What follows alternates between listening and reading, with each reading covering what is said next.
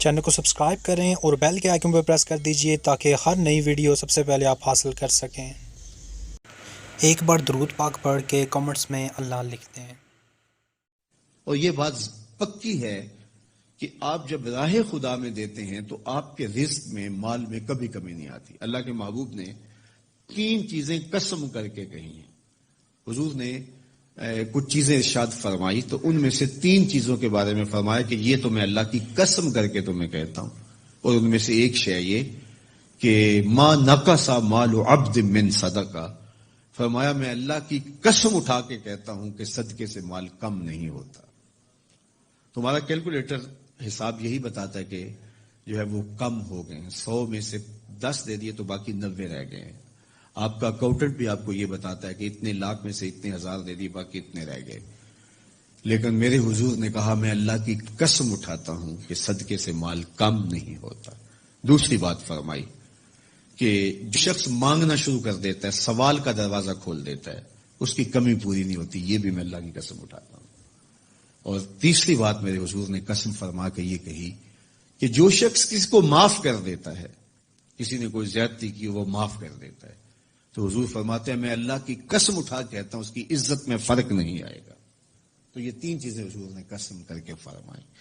تو اس لیے ہم اپنے ہمسایوں کو دیکھیں، ان کی ضروریات کا خیال رکھیں۔ تو حضور کی سیرت کا یہ عنوان جو حضرت خدیجہ الکبریٰ سے بہتر کون جانتا تھا، اپنا سارا مال انہوں نے حضور کو پیش کر دیا جب نکاح ہوا حضور سے کہ حضور اب یہ میرا نہیں، یہ آپ کا ہے، اور وہ سارا مال حضور نے لوگوں میں بانٹ دیا، ضرورت مندوں کی کفالت کرتے رہے۔ تو کہا وَتَحْمِلُ الْكَلَّةَ، آپ لاچاروں کا بوجھ اٹھاتے ہیں، وَتَكْسِبُ الْمَعْدُومَ، اور جن کا کوئی نہیں ہے آپ ان کے کفیل بن جاتے ہیں اور آپ کمائی کر کے ان کے گھر کی ضروریات کو پورا کرتے ہیں۔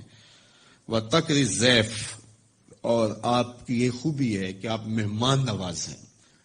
مہمان نوازی آپ کا شعار ہے، آپ کا طرز زندگی ہے، اور مہمان کو جو کھلایا جاتا ہے اس کا حساب بھی نہیں ہوتا، اور مہمان کے ساتھ جو بیٹھ کے کھایا جاتا ہے اس کا بھی حساب نہیں ہوتا، اور مہمان اپنا رزق خود لے کے آتا ہے اور برکت چھوڑ کے جاتا ہے۔ تو مہمان کو کبھی بھی بوجھ نہیں سمجھنا چاہیے۔ تو کہا کہ اور تیسری اور آخری بات فرمائی وَتَعِينُ عَلَى نَوَائِبِ الْحَقِّ، جو لوگ مشکلات میں پھنسے ہوتے ہیں، مصیبت میں پھنس جاتے ہیں، مسائل میں گھر جاتے ہیں، آپ ان کی مدد کرتے ہیں۔